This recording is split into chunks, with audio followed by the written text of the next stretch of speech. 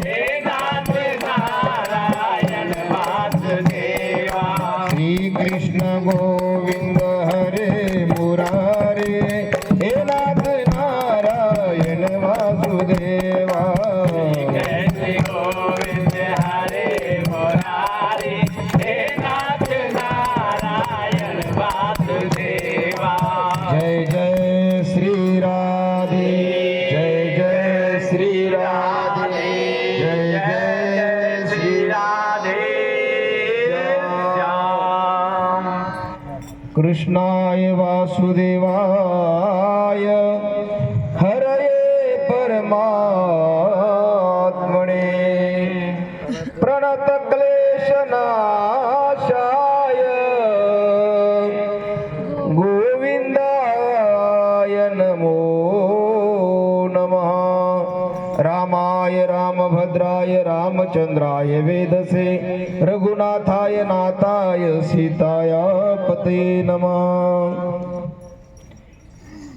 ओम ओम ओम। मंच पर उपस्थित उदासीन टीला आश्रम के पूजनीय महंत स्वामी श्री हरिशरणानंद जी महाराज, पूज्य गोपालदास जी महाराज, पूज्य साध्वी हमारी बहन माया देवी जी महाराज,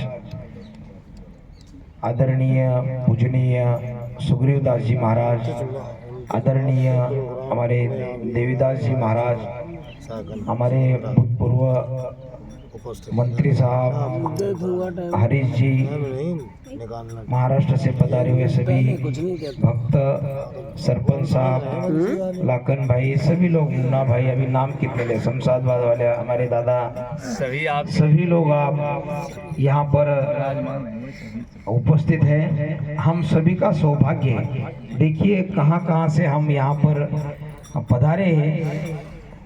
कुछ हमारा ऋणानुबंध पूर्व जन्म का एक नाता है, रिश्ता है। हमारी दीदी बोल रही थी हम समाज से नहीं, ये वो ऐसे कि हमें क्या पता चलता। देखिए हमारा समाज तो सभी का एक ही समाज है। हम ठाकुर जी के संतान है, सभी संतान है।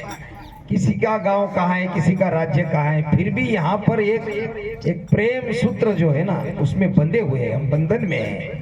और इसलिए एक प्यार का बंधन है ये। आज देखो वडनेर के हमारे जो लोग हैं, आज 4-5 दिन से उनकी भावनाएं देखो कितनी, वो यहाँ के ब्रज के प्रति इतनी कि उनको लग रहा है कि हम बहुत इतने दिन हम बहुत लेट हो गए यहाँ जुड़ने में। तो यही श्रद्धा है, यही भाव है।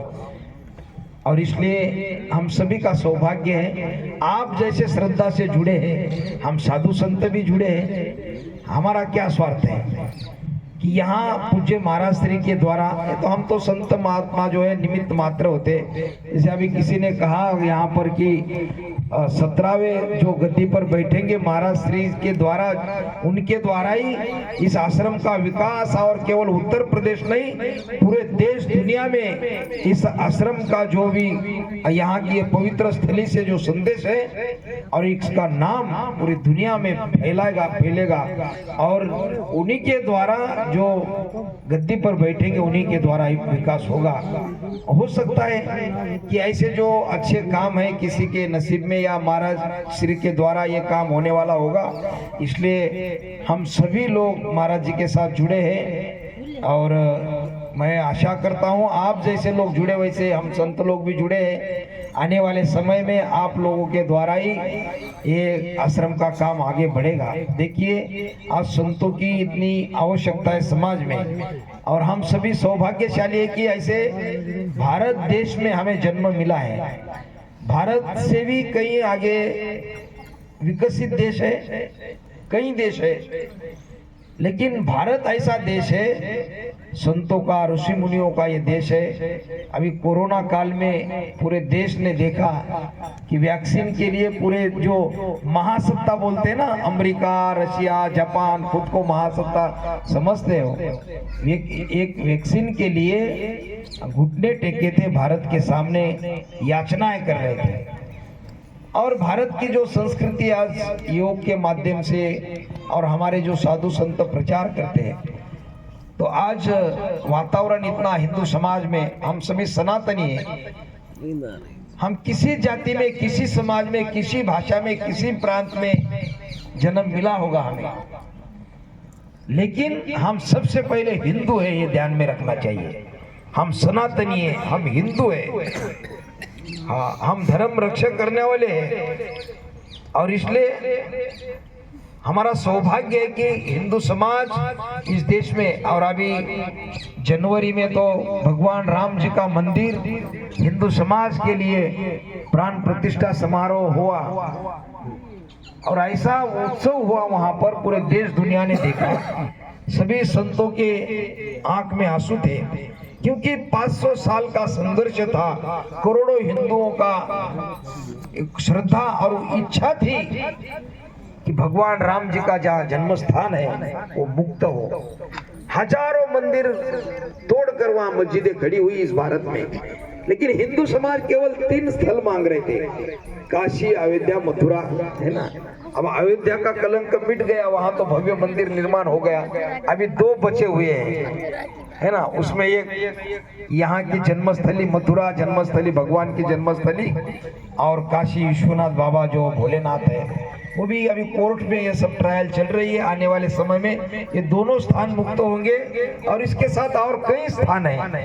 मेरा कहने का अभिप्राय यही है बंधुओं कि हम हिंदू समाज जब जागरूक होता है, सतर्क सावधान रहता है, तब जो भी सैकड़ों साल से हिंदू समाज पर अन्याय हुआ है वो धीरे धीरे अब वो हट रहा है और हिंदू समाज जागरूक होने के बाद अब देश आगे बढ़ रहा है। और आने वाले समय में ये देश तो मुझे पूरा भरोसा है ऐसी एकता, प्रांतवाद, भाषावाद, जातिवाद, वर्णवाद, पंथवाद ये गाड़कर मिटाकर नष्ट करके हम सनातनी, हम हिंदू है, ऐसे जब एकता रहेगी तो ये राम राज्य केवल राम मंदिर का विषय नहीं है। 22 जनवरी को केवल राम मंदिर का उद्घाटन नहीं हुआ बंधुओं, ये तो राम राज्य का आरंभ हुआ है। और आने वाले समय में हिंदू राष्ट्र भी बनेगा।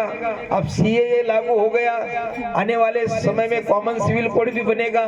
और जो ऐसे आश्रमों पर जो भी बुरी नजर वाले लोग हैं ना, षड्यंत्रकारी, इनका भी हिसाब किताब होगा। अब तो मोदी जी है तब तक ठीक है, अरे यूपी का जो बुलडोजर बाबा, ये तो खतरनाक बाबा है वो, ये आ गया ना उस गद्दी पर, फिर तो गूगल पर भी मुगल ढूंढने पड़ेंगे। और बाबा जी रहते हुए अन्याय कैसे हो सकता है? बिल्कुल नहीं होगा, हमें भरोसा है। और इसलिए षड्यंत्रकारियों सुन लो, कोशिश मत करो ज्यादा।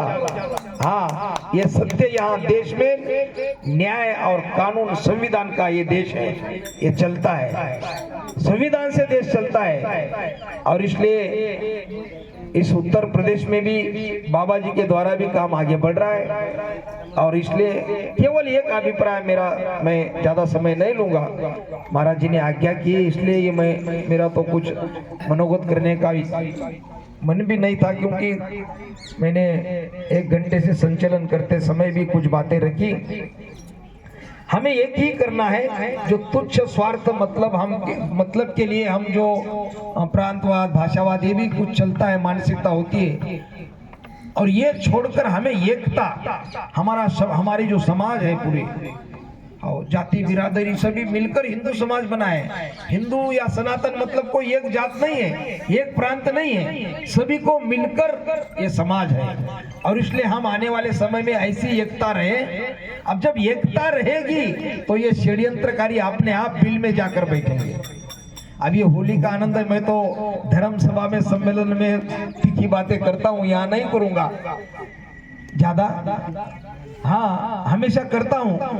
इसलिए अभी ये लोग जो षड्यंत्रकारी है ना, ये लोग खुलेआम देश के धर्म के विरोधी नारे देते हैं। वो क्यों देते हैं? वो इसलिए देते हैं कि जो सज्जन शक्ति है ना, आप जैसे लोग ये मौन होकर बैठे घर में, तब वो लोग खुलेआम चुनौती दे रहे, षड्यंत्र कर रहे। आप लोग जब बाहर आएंगे या कुछ बात रखेंगे, संगठन शक्ति दिखेगी, तब वो लोग अपने आप बिल में जाकर बैठेंगे। उनमें कोई दम नहीं है, लेकिन हम लोग बिखरे हुए हैं ना प्रांतवाद, भाषावाद में।